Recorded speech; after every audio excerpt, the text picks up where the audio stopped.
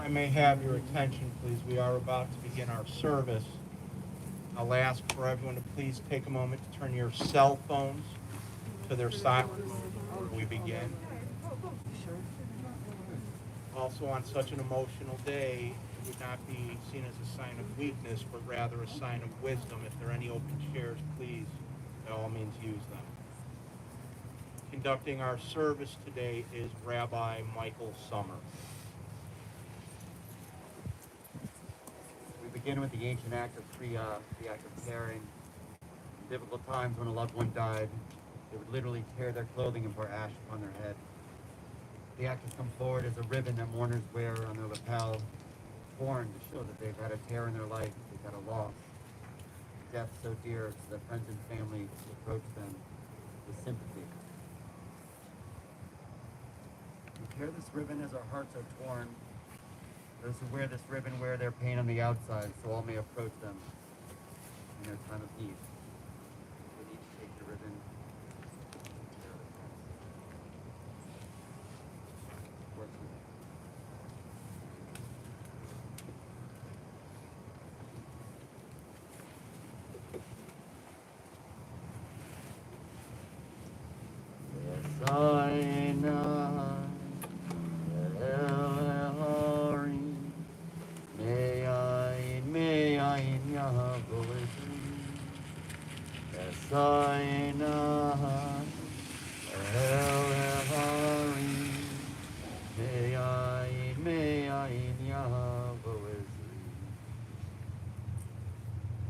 Our writings teach us that a man of strength, humility, and kindness, who can find?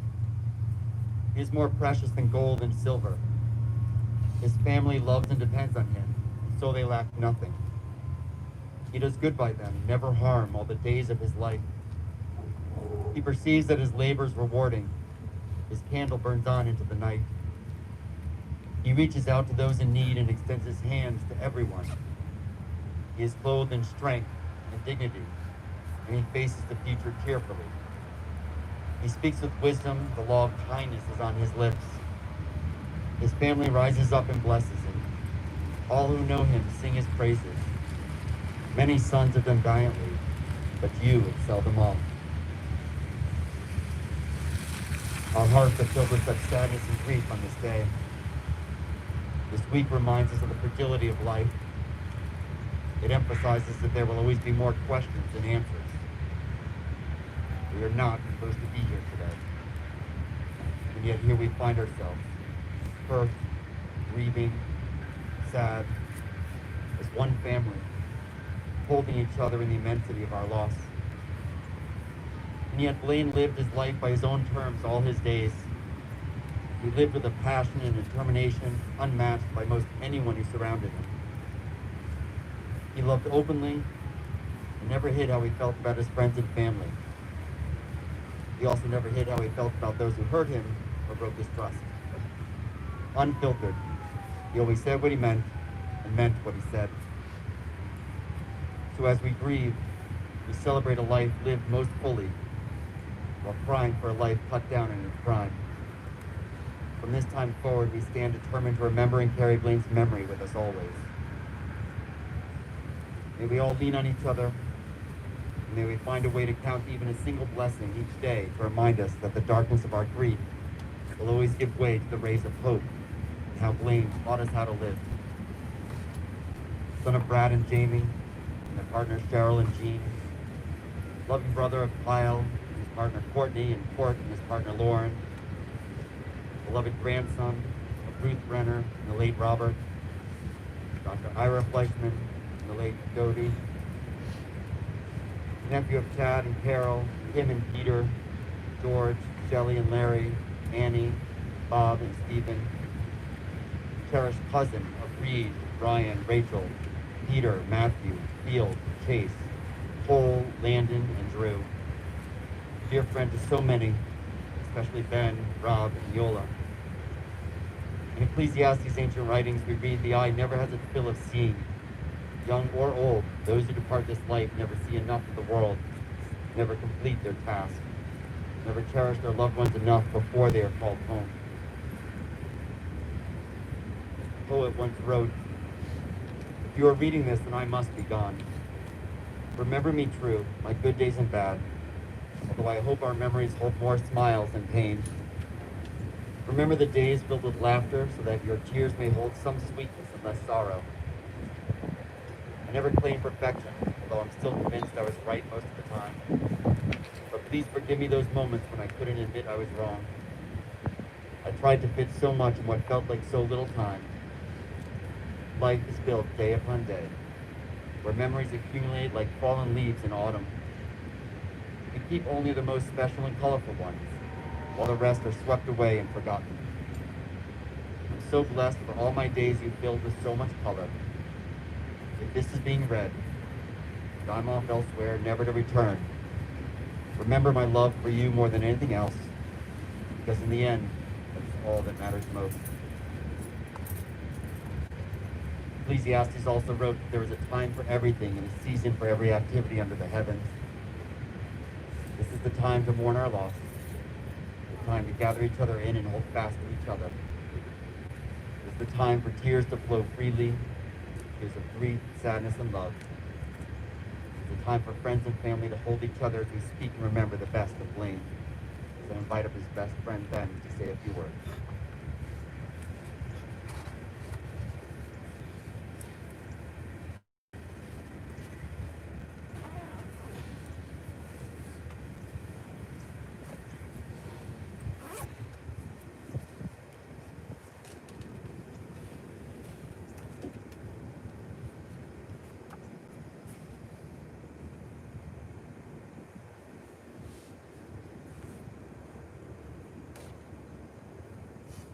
I have known Blaine since I was 14.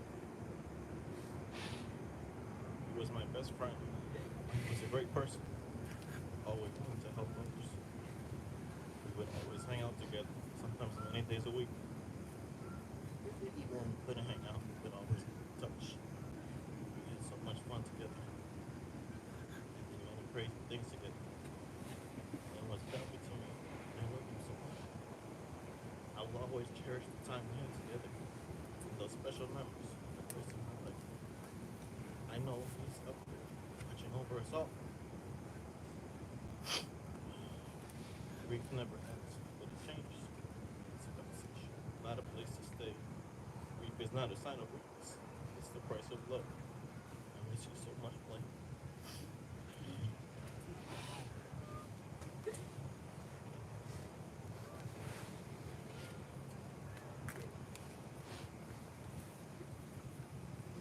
A letter from Blaine's aunt Annie.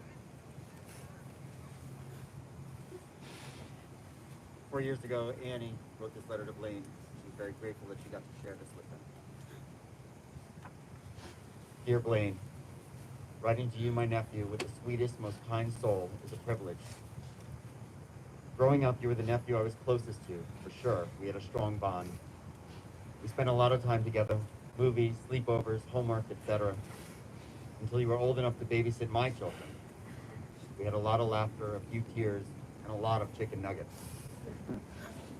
Watching you grow up with an adventure in your house full of boys, the one thing that has never changed is your kind heart, your intelligence, and your sense of humor. You are very funny and at the same time unassuming. What a lethal combination. You have always had a kind soul and an innocence about you, in a way that is very trusting of others in their nature. You have always been the one who would do anything for anyone in our family, anytime, day or night. That is only part of what makes you so special. Watching you mature into your young adulthood has had its challenges, but through it all, you've become very independent and strong without losing the sweetness about you. You are a survivor, Blaine. You are strong, smart, and never lost your kind heart.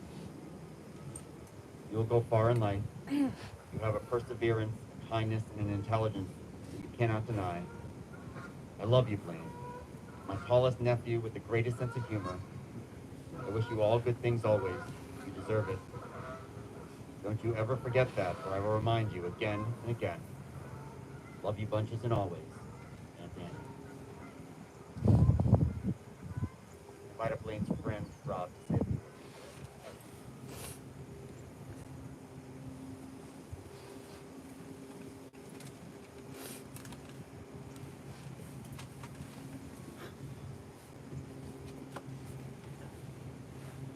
Blaine was one hell of a friend. When I first met him, thought he was a little strange. But who wouldn't when every other word was somewhere before fuck? Blaine was always there for any of his family and friends. Either giving them a ride or picking something up. He always managed to make things happen.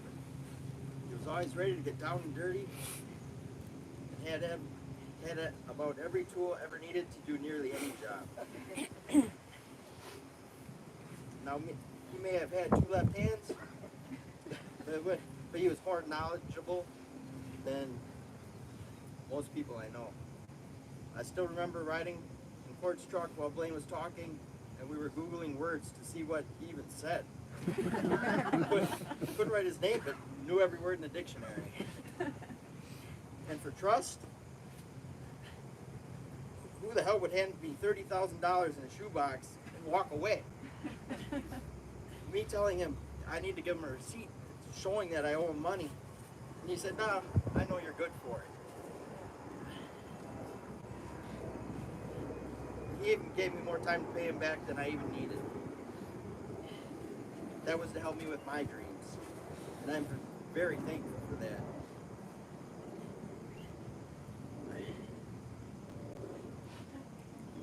There's so much I'm going to miss. Getting Slurpees at the gas station, watching Blaine suck them down before we even got out the door, getting a brain freeze from hell. Ice cream eating competitions till Court pukes all over the table. All the stupid things we thought were funny. I'm extremely grateful that Blaine considered me a good friend, and there isn't anything I wouldn't do for him. I sure am going to miss Blaine.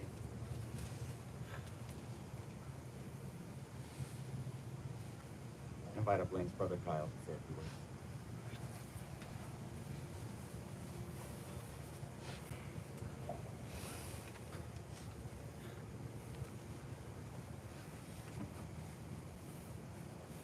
As everybody here knows, Blaine was truly a one-of-a-kind person.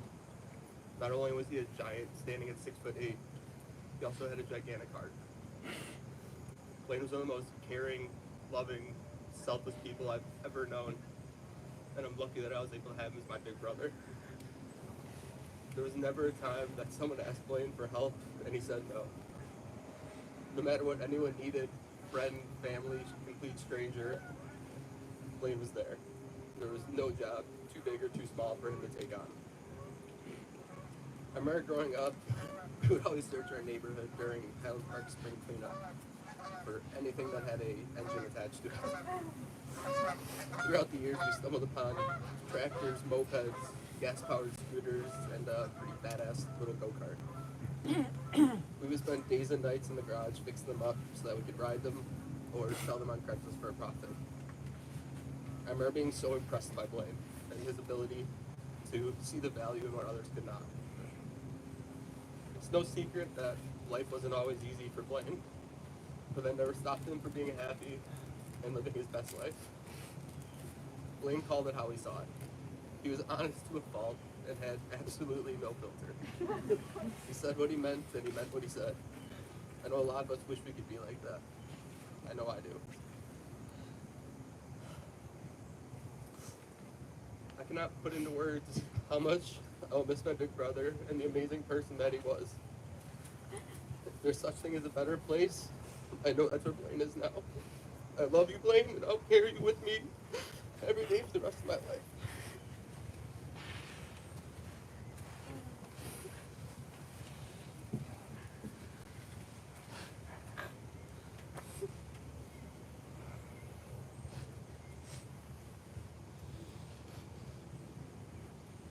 We've lost the most precious part of our lives this week. We look inward and outward for answers that aren't there. And the words you've heard today about a boy who grew to be a man, who lived up beyond his parents' expectations. A young man in his prime who worked hard his whole life and helped as many people as he could, and always tried to do the right thing, even after experiencing the worst of individuals at times in his life. Blaine was truly one of a kind. So many of you described him as a gentle giant. At 6'8", Blaine's size pushed people away unless they took the time to understand his heart and his soul. So gentle, so caring, so smart, so capable, so funny. Blaine's core was the epitome of caring and giving service to others. When Blaine was born, he was so long, his length, giving hints of the heights he would achieve. Everyone remembered how he had the longest fingers. Jamie, you remembered how you would call him E.T. with his large head and how he would point with his long pointed finger and trying to explain what he wanted and getting frustrated. Once he learned to talk, however, there was no stopping him. Brad, you would talk to Blaine almost every night when you were traveling. You two would talk almost until midnight, hours. But the thing with Blaine was you could put the phone down and get something done and pick it back up, and he would still be talking. Blaine talked with a southern accent. Brad, you would remind him that he doesn't live in a trailer park and doesn't come from one. Jamie, you asked him why the accent, and Blaine explained how he adopted the accent to give himself the confidence to learn to talk to people and say what he had to say. Blaine was so tall, people thought he was older for his age when he was still just a baby, and his legs would reach the ground when being pushed around in his stroller. Blair loved his stuffed animals as much as he loved real animals, especially his dogs. He had 3 identical bears, small, medium, and large, but the largest bear was his favorite, so it just became known as Heavy Bear. And he took Heavy Bear with him everywhere. Jamie, you remembered leaving Heavy Bear at a hotel once, and you all had to go back to retrieve it. Whenever you went on trips, you couldn't tell Blaine you were going until the night before. Otherwise, he would be asking when you were leaving. Are we going? Are we leaving? Is today when we're leaving? Are we going yet? And he would start packing the car with all the things he felt he needed to take with him. He didn't care if there was any room for the rest of the family. So he could only be told that they were leaving tomorrow to go see family or to go on a vacation. Kyle, you remembered how it was always Blaine in court against you growing up, until it was you in court always coming to Blaine's rescue whenever he needed you. When Blaine's brothers were little, all of Blaine's small toys, Legos, and anything you might choke on got placed in what Blaine called the dangerous closet.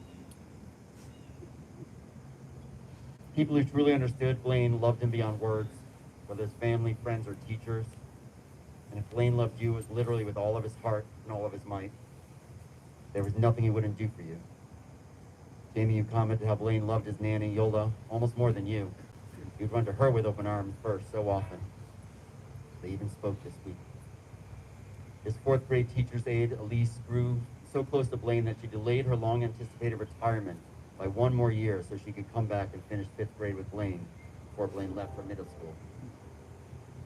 Blaine grew up and attended Highland Park High School for a short time, where he was bullied mercilessly despite his size. One time, Cousin Field drove all the way from college, walked into the locker room, told the person bullying Blaine that what would happen to him if he ever talked to, looked at, or touched Blaine again. His promise was taken so seriously that the bully never bothered Blaine after that. Blaine struggled to find his place in the world, but had a better time when he made the change to Cove for high school. And then with the help of close family friends, Sue and Brad Slavin, Blaine attended the live-in college called the PACE program. And Blaine wrote a letter of gratitude also to Mr. and Mrs. Appel for making it possible for him to attend PACE. He wrote, "Dear Mr. and Mrs. Appel, I want to write you this letter to thank you for your generous support toward my education. The contribution for my tuition from your foundation will enable me to go to the school of my dreams. The PACE program will help teach me how to live, work, and play completely on my own. I'm looking forward to the opportunity to meet new people, learn new skills, and understand how to fulfill my role as an adult in the community. Thank you from the bottom of my heart for your help. I will always remember and be grateful for your generosity. Love, Blaine Brenner." Blaine loved the PACE program, but it's there that he actually took one of his rare opportunities to outwit someone else. Another PACE student asked for help with the bus system, and Blaine told him that any bus that said PACE in it would take him back to the PACE school. Needless to say, it was a scramble to find and get the student home safely from Oprah. Blaine needed just one friend in school, and it wasn't always easy for him to find. That's really all he needed, was just to have one friend that he could count on. And he was lucky enough, once he transferred to the Cove School in his freshman year of high school, to meet his buddy Ben, who was so close to for the rest of his life. Courtney, you talked about how Blaine always saw good in everyone. He always believed everything everyone told him, and at times he was taken advantage of. But those times never made Blaine bitter or angry. It didn't faze him when someone convinced him to give them $50,000 because Blaine felt they needed it more than him. And Rob, really, you're the only friend who ever paid him back. He loved you so much that it meant the world for him to be able to help you follow your dreams. Blaine would take his roommate with him to work on boats and pay him for the help so his roommate could then pay him rent. That's who Blaine was. He always helped wherever he could. No matter the times people bullied or took advantage of him, he still remained positive, loving, and helpful for those he loved and who loved him. Shelley, you remember the time Blaine drove to Ohio to care for Grandma Ruth when she got sick. He cleaned her entire house and took care of her, staying with her for weeks. Blaine would give anyone the shirt off his back, so long as no one ever touched his Matchbox collection or moved one of his cars. He even had a lock installed on the outside of his door to make sure no one moved his collection. He didn't care about the thousands of dollars hidden under his mattress. He just cared about the cars. He also loved collecting DVDs until his collection at this point is close to 5,000 DVDs of every movie and TV show he loved. Brad, you remember Blaine telling you how he doesn't need cable because he just watches all of his movies. And Blaine figured out early how to get the money any way possible to keep the films collection growing. You all had some amazing tales of how well Blaine worked the system. His favorite film was Home Alone, and he loved watching The Andy Griffith Show, Matlock, and MacGyver among so many shows over and over again.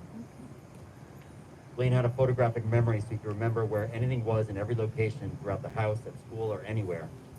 Everyone had to call Blaine if they couldn't find something. And he always remembered the exact location in the house or shelf and whatever was sitting next to it so that you could find what you were looking for. His teachers picked up on this really quickly and always relied on him too if they misplaced something. Blaine could also fix anything. Like Kyle talked about, he loved the garage sales and going around the neighborhood and finding anything he could fix. When he and Court ran C&B Enterprises, trimming trees and plowing snow for neighbors, Blaine didn't even want to accept payment for the work. He just told him that's okay. That was just who he was. He was a hard and dedicated worker unless some manager happened to cross him or criticize him in some way he thought was unjust. He worked at Jewel, he worked at Target for a time until a manager criticized how he was shelving items. Then Blaine glued down everything on the manager's desk, including her phone, because he was that mad at her. He loved working in NSSED, where he was willing to do the work others couldn't or wouldn't do, like feeding people. He was so big and strong he could help with the biggest of students. Kyle, you spoke about how much your brother loved riding his bike, even riding as far as Kenosha and back. He rode until he gained enough confidence to get his driver's license when he was 21. Nara, you loved spending Saturdays with Blaine, taking him to your office where he would fix whatever he could find. He loved going to Arby's afterward. He would always go with you to visit your mom, his great-grandmother, at the nursing home. Blaine loved food and so many Jewish holidays, especially latkes at Shelley's house. He loved animals, especially dogs, his dog Max, and Court's dog Chance. When Blaine answered the ad for Chance, the owner said, "You can have the dog for $100.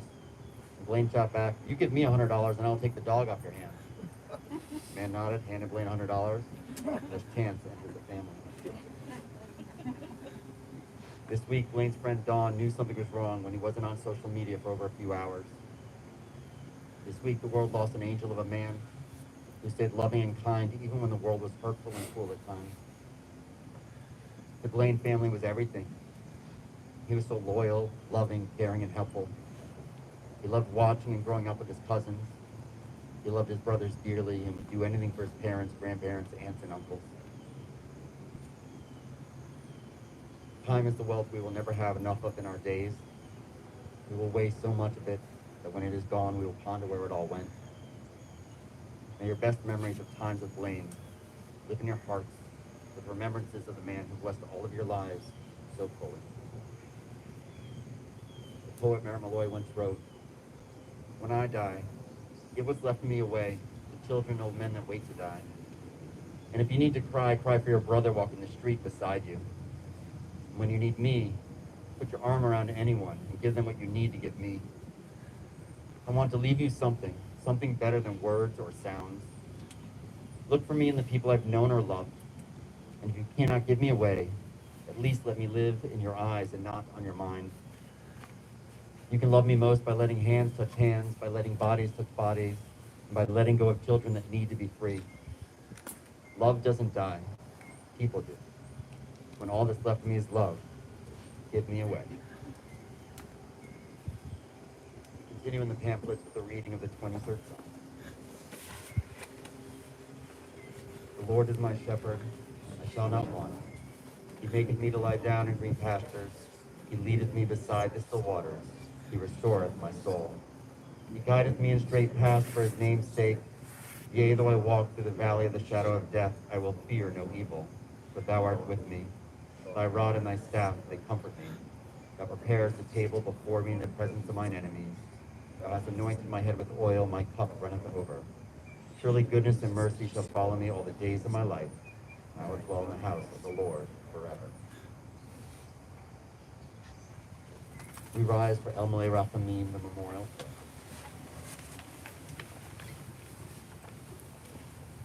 El Malay Rachamim, Shochein Vamromim, Amse Menucha Nechona, Tachat Kanfei Hashpina, Im Kedoshim Torim, Yezohar Kim Asirim, Et Nishmat Baruch Abraham Ben Barak Yehudit Basha, Shalach Lolamo, Al Rachamim Yastirehu, Seter Kanafav Lolamim, Vitor Hachaim Et Nishmato, Adonai Hu Nachlacho, Ve'anuach Shalom, Al Mishkacho V'Namar Amen. In perfect rest of Blaine Brenner, who leaves us with his memories and spirit, let him always be remembered as the gentle giant who changed our lives for the better and taught us all how to be better individuals. May he rest in peace, and let us say, Amen. Continue with the mourner's Kaddish. Yitgadal v'yitgadash shemei Rabbah, v'yalma v'yvrach v'rateh v'yanich malchoteh, v'chayechon v'yomechon v'chayei b'chol Beit Yisrael, v'agala v'zman kariv v'maru. Amen.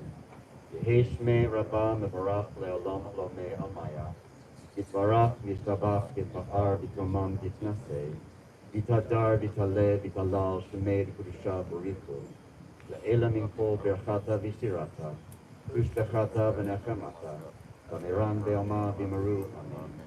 Yehi shlama rabba min shemaya, v'chayim aleinu be'al kol Yisrael, v'maru, amen. Oseh shalom v'mroma, huya aseh shalom, aleinu be'al kol Yisrael, v'maru, amen. May those who mourn be granted peace and comfort to all who are bereaved among us, as we say together, amen. We can remain standing as Mr. Goodman has a few closing remarks.